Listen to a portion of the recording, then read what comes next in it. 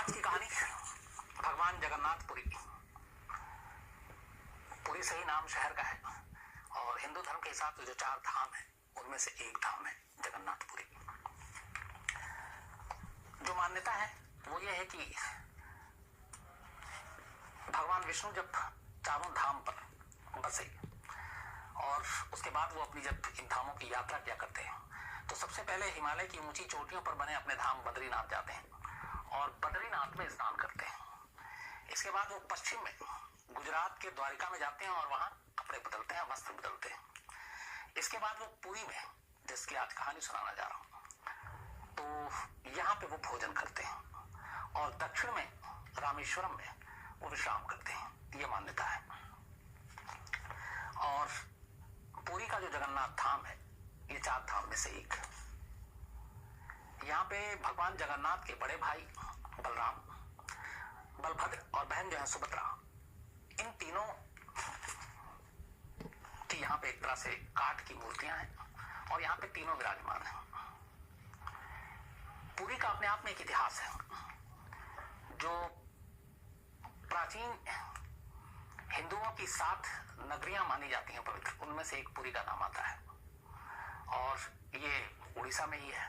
और उड़ीसा की जो राजधानी है भुवनेश्वर इससे ज्यादा दूर नहीं है, नजदीक है। और मुझे 2 बार जाने का मौका मिला है। पुरी समंदर के किनारे बसा हुआ है, बहुत ही खूबसूरत था।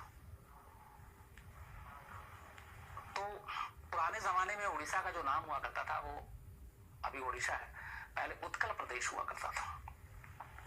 और उस जमाने में उत्कल प्रदेश में इसकी खास उस वक्त भी अहमियत थी बिजनेस के हिसाब से, क्योंकि यहाँ पे जो बंदरगाह था, समुद्री बंदरगाह पुरी पे समुद्र के किनारे है, तो यहाँ से बाकायदा सुमात्रा, इंडोनेशिया, थाईलैंड और बाकी देशों में इस बंदरगाह के रास्ते व्यापार हुआ करता था। तो एक बिजनेस पॉइंट ऑफ व्यू से भी इलाका अपने जमाने में काफी अहमियत रखता था। इसके अलावा इस अलग अलग नाम और भी रहे। कभी इसे श्री क्षेत्र कहा गया, कभी श्री पुरुषोत्तम क्षेत्र कहा गया, कभी शाक क्षेत्र, कभी नीलांचल, नीलगिरी और फिर जगन्नाथपुरी। जगन्नाथपुरी की रथ यात्रा जो हर साल निकलती है इसी जुलाई और अगस्त में शायद, तो हम सब जानते हैं, टीवी पे भी आता है, लाइव भी आता है और इसमें लाखों भक्त होते हैं। तो ये अपने आप में एक सालाना एक उत्सव जैसा होता है और देश ही नहीं दुनिया से लोग आते हैं सिर्फ उस रथ यात्रा को खींचने के लिए। भक्तों में होड़ लगी होती है। लेकिन मुझे याद है किसी, और इसमें कोई ऐसा नहीं कि इसको खींचने के लिए कोई ज्यादा भेदभाव हो, लेकिन कुछ साल पहले एक मुस्लिम शख्स सुप्रीम कोर्ट पहुंच गया था। उसने कहा था कि मुझे भी इस रथ यात्रा को खींचने की इजाजत दी जाए, क्योंकि कहते हैं कि अगर इस रथ यात्रा को खींचने से जो भी खींचते हैं उसके सारे पाप जो है वो धुल जाते हैं। इस मंदिर की खास बात यह है कि यहाँ पे कोई जो मूर्तियां रखी हैं वो काठ की मूर्ति है और ये श्री कृष्ण की मूर्ति है। तो वहां पे बाकी जैसे हम मंदिर देखते हैं उन मंदिरों में अलग अलग तरह की मूर्तियां होती हैं, लेकिन यहाँ लकड़ी की मूर्तियां हैं। अब इसको लेके तमाम बहुत सारे रहस्य हैं जिनके ऊपर मैंने रिसर्च किया, बात की, अपने जो पुरी में बहुत सारे रिपोर्टर हैं उनसे बात की, कुछ धार्मिक विद्वानों से बात की और उन चीजों को बात करके जो पॉइंटर लेकर आया हूं, जो खास खास रहस्य हैं, वो आपके सामने रखता हूं। एक मान्यता यह है कि जब भगवान कृष्ण ने अपना देह त्याग किया तो उनका अंतिम संस्कार किया गया। तो उनका बाकी शरीर तो 5 तत्व में मिल गया, लेकिन उनका हृदय जो है, दिल, वो बिल्कुल सामान्य और जिंदा रहा और एक जिंदा आदमी की तरह ही धड़क रहा था और वो बिल्कुल सुरक्षित महफूज था। और कहते हैं कि उनका हृदय आज भी सुरक्षित है। ये एक मान्यता है। जो भगवान जगन्नाथ की ये जो काठ की मूर्ति है, जो लकड़ी की मूर्ति है, उसके अंदर है और उसी तरीके से ये धड़कता है। ये आस्था है, लोगों की मान्यता इससे जुड़ी हुई भगवान जगन्नाथ पुरी के मंदिर से एक ये। लेकिन अब सवाल इसमें ये आता है कि ऐसी चीज है तो इसके बारे में ज्यादा जानकारी लोगों के पास क्यों नहीं है। वो आगे मैंने भी ये सवाल पूछा, उसके जवाब मिले। श्री कृष्ण को हमेशा कलयुग का भगवान भी कहते हैं, क्योंकि तभी वो आए। हर 12 साल में जो अब सवाल का जवाब है वो ये है कि जगन्नाथपुरी के इस मंदिर में ये जो मूर्तियां हैं तीनों, जगन्नाथ की, स्वामी की, उनकी बहन सुभद्रा और भाई बलराम की, इन मूर्तियों को बदला जाता है। 12 साल के बाद पुरानी मूर्तियों को हटाकर नई मूर्तियां स्थापित की जाती हैं। लेकिन कायदे से जब ये चीजें होती हैं, हर 12 साल में ही होता है, तो 2-3 चीजें बड़ी आम है वहां पर। एक, जब भी ये मूर्तियां पुरानी से नई बदली जाती हैं, पूरे शहर को ब्लैकआउट कर दिया जाता है, पूरी को, यानी कि बिजली की लाइनें काट दी जाती हैं और जगन्नाथपुरी के इस मंदिर की जगह पर पूरी तरह से अंधेरा होता है, कुछ दिखाई नहीं देता। कहते हैं कि जब अंधेरा पूरी तरह से हो जाता है, उसके बाद जब ये मूर्तियां बदलने की कवायद शुरू होती है हर 12 साल में, तो इस अंधेरे से पहले इस मंदिर के आसपास की सुरक्षा व्यवस्था सीआरपीएफ के हवाले कर दी जाती है, सेंट्रल रिजर्व पुलिस फोर्स, और वो इस पूरे मंदिर को अपने कब्जे में ले लेते हैं।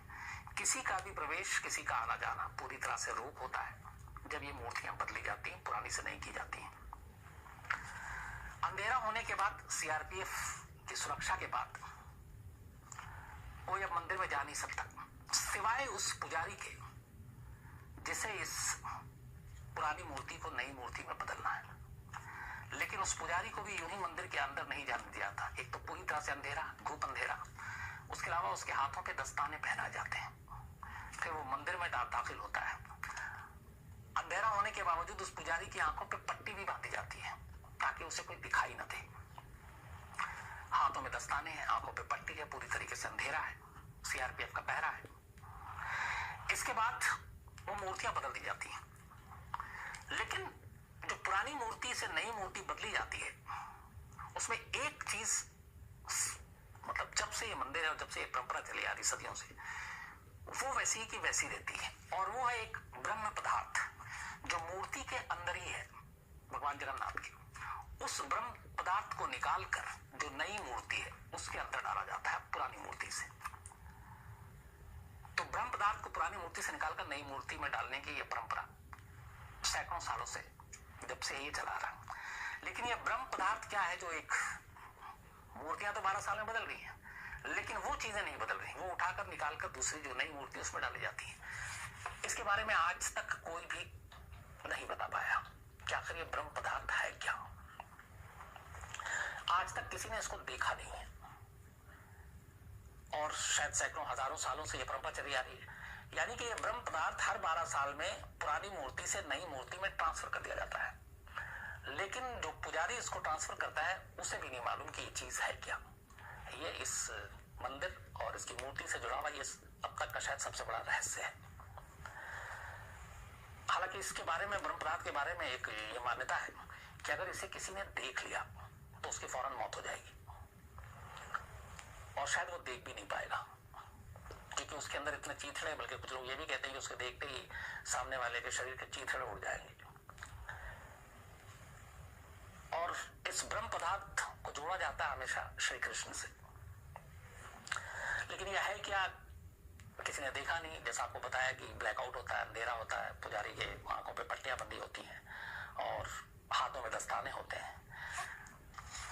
कुछ पुजारियों से लोगों ने बातचीत करने की कोशिश की थी जो इस परंपरा का निर्वाह करते आए, यानी कि 12 साल में उस मूर्ति से, पुरानी मूर्ति से नई मूर्ति में ये ब्रह्म पदार्थ डालते हैं कि आखिर यह है कि आप जाते हैं, लेकिन आंखों पे पट्टी है, दिखाई नहीं दिया, ठीक है, हाथों में दस्ताने, लेकिन कुछ तो महसूस हुआ होगा। तो इनमें से कुछ पुजारियों ने जब पूछा गया था तो उन्होंने अपनी उस वक्त की जो एक्सपीरियंस था वो शेयर किया था। वो बताया था कि जब वो पुरानी मूर्ति से उस ब्रह्म पदार्थ को निकालकर नई मूर्ति में डालते हैं और हाथों में लेकर, क्योंकि हाथों से निकाल कर डालना है, तो उन्हें अपने हाथों में ऐसा लगता है कि जैसे कुछ उछल रहा है, खरगोश जैसा हरकत करता है वो।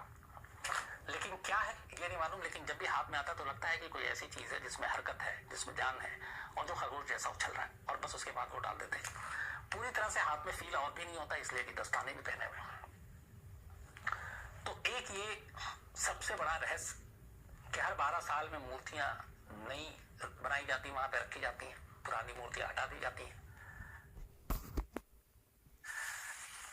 लेकिन वो जो ब्रह्म पदार्थ शुरू से चला आ रहा हर मूर्ति के अंदर 12 साल में, वो परंपरा आज भी है। लेकिन वो क्या है, कुछ लोग कहते हैं जो वही कि वो श्री कृष्ण का दिल है, कुछ इसको ब्रह्म पदार्थ के नाम से जानते हैं, लेकिन हकीकत क्या है इस बारे में आज तक कोई नहीं जान पाया, क्योंकि ना इसे देख सकते हैं आप, और जब देख ही नहीं सकते तो आप बता भी नहीं सकते। जो मैंने आपको शुरू में बताया कि जगन्नाथपुरी की जब रथ यात्रा निकलती है हर साल, तो जो जगन्नाथ बल्कि पुरी के जो राजा है, वो राजा जो है इस मंदिर से जब ये रथ यात्रा निकलती है तो उसके बाद से बाकायदा सोने के झाड़ू से, झाड़ू उसको सोने के झाड़ू से इस रथ यात्रा को जब निकाला जाता है तो वो सोने का झाड़ू लगाते हैं। और ये चीजें हमेशा हर साल हम लोग टीवी पे भी देखते हैं। तो खुद झाड़ू लगाने के लिए पुरी के राजा आते हैं। इसके अलावा इस मंदिर से जुड़े हुए कुछ और अजीब रहस्य हैं। एक रहस्य ये है कि ये चूंकि एक समुद्र के किनारे है, ये पुरी आप में से बहुत सारे लोगों ने देखा होगा, तो इस मंदिर में एक सिंह द्वार है। तो इस सिंह द्वार की खासियत ये है कि जैसे सिंह द्वार पे आप एक कदम मंदिर के अंदर रखते हैं, जैसे ही तो आपको सिंह द्वार से पहले जब आप बाहर हैं तब तक आपको समुद्र की लहरों की आवाजें सुनाई देंगी, आपके कानों से गूंजेंगी, लहरें टकरा रही हैं साहिल किनारे सब कुछ। लेकिन जैसे ही सिंह द्वार पे आपने कदम रखा, ये लहरों की आवाज अचानक गायब हो जाती है। समुद्र की लहरों की कोई आवाज सिंह द्वार में एक कदम रखते ही आपके कानों से दूर हो जाती है। ऐसा क्यों होता है ये भी किसी को नहीं मालूम।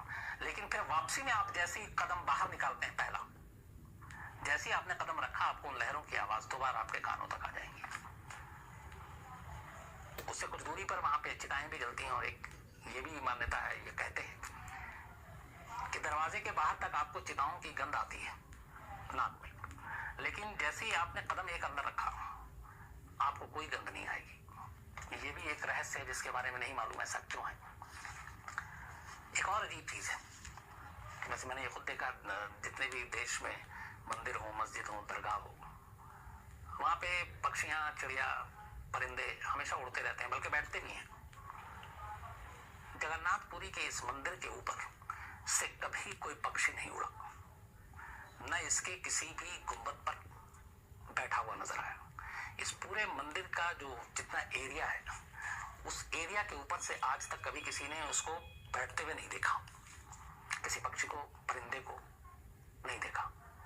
ऐसा क्यों है ये आज भी एक रहस्य है।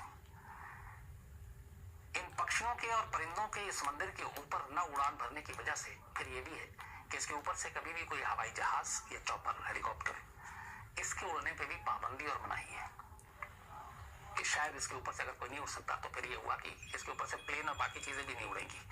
तो एक ये भी इसके साथ जुड़ी चीज है। लेकिन ये पक्षी परिंदे क्यों नहीं उड़ते हैं, ये आज तक एक रहस्य है। एक और अजीब चीज है इस मंदिर को लेकर, वो ये है कि ये काफी बड़े एरिया में ये मंदिर बना हुआ है, और इस मंदिर के ऊपर जो शिखर है, जो मुख्य शिखर है, आप सबने देखा होगा, तस्वीरों में भी देखा होगा। दिन में चाहे कि सबसे भी धूप आए, कितनी भी तेज धूप हो, कभी भी इस शिखर की परछाई जमीन पर नहीं बनी। मतलब इस मंदिर का अक्स या परछाई कभी बनती ही नहीं है। जबकि आमतौर पे अगर हम सड़क पे चले तो एक वक्त फिक्स होता है, सूरज के हिसाब से डिपेंड करता है, आदमी की परछाई बनती है, घरों की, बिल्डिंग की, हर चीज की। यहाँ तक कि अगर आपके सर से प्लेन उड़ रहा है और कहीं पे आप नीचे लैंड करने जा रहा है और ऊंचाई कम है, तो भी आप देखेंगे तो जमीन पर उसकी अक्स या परछाई बनती है। लेकिन इस मंदिर की परछाई कभी नहीं बनी। हालांकि ये एक बहुत बड़ा मंदिर है और 4 लाख वर्ग फुट में एरिया में ये फैला हुआ है, 4 लाख वर्ग फुट एरिया में फैला हुआ है। इसकी ऊंचाई लगभग 214 फीट है, 214 फुट, 214। लेकिन आप मंदिर के पास खड़े होकर आप देखेंगे तो इसका इवन गुंबद भी देख पाना थोड़ा मुश्किल है। लेकिन किसी भी वक्त धूप की परछाई, इस गुंबद की परछाई, मंदिर की परछाई आपको कहीं दिखाई नहीं देगी। ऐसा क्यों है, ये भी एक रहस्य है। एक और भी चीज है कि इस मंदिर के ऊपर एक झंडा लगा हुआ बहुत बड़ा है, और इस झंडे को रोज बदलने का नियम है शाम को। और मान्यता है कि अगर इस झंडे को अगर नहीं बदला गया किसी भी दिन, तो शायद ये मंदिर अगले 18 सालों के लिए बंद हो जाएगा। तो इसीलिए इस झंडे को बदलना बहुत जरूरी है और हर रोज इसको बदला जाता है।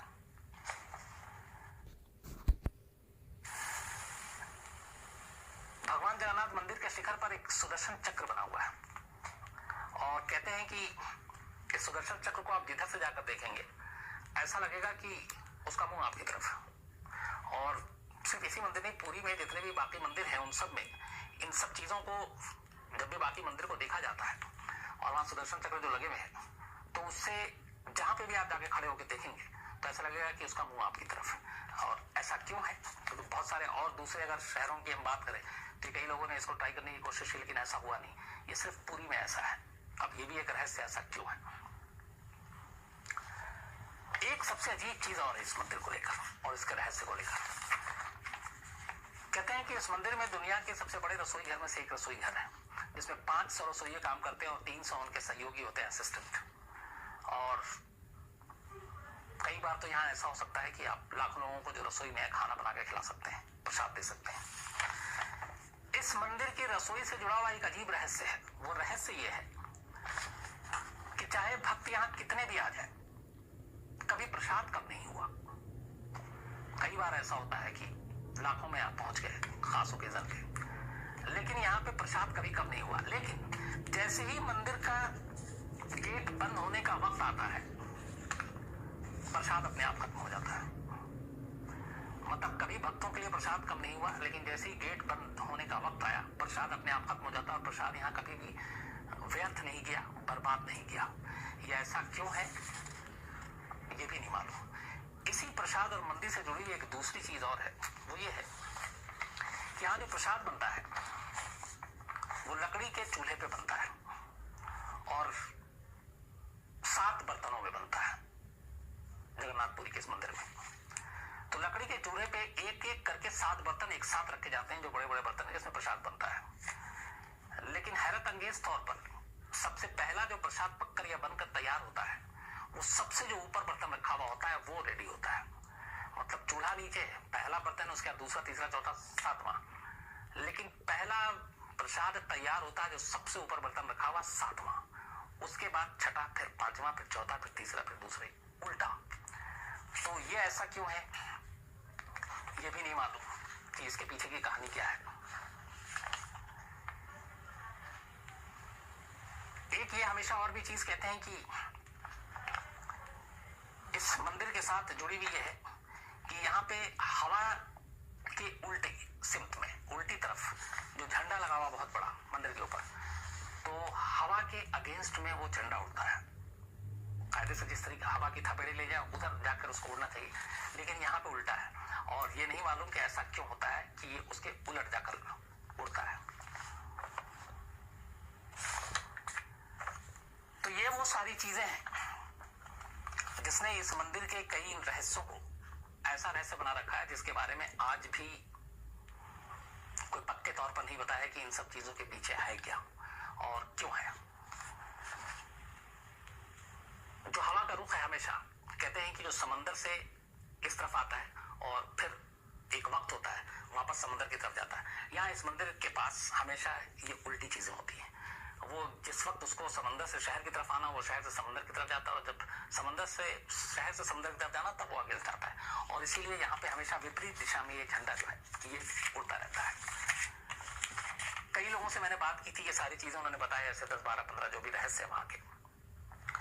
और हर एक कोई यहाँ पे वो जो जाता है, बहुत सारे लोग जिज्ञासापूर्व वहां पे जाते हैं, तो इन चीजों को देखते हैं, परखते हैं, और लेकिन इन सवालों के जवाब नहीं मिल पाते। तो इसको यही जोड़ के ये देखा जाता है कि यही सारे रहस्य हैं जिन्होंने जगन्नाथपुरी के इस मंदिर को भक्तों की नजर में बहुत खास बना रखा है।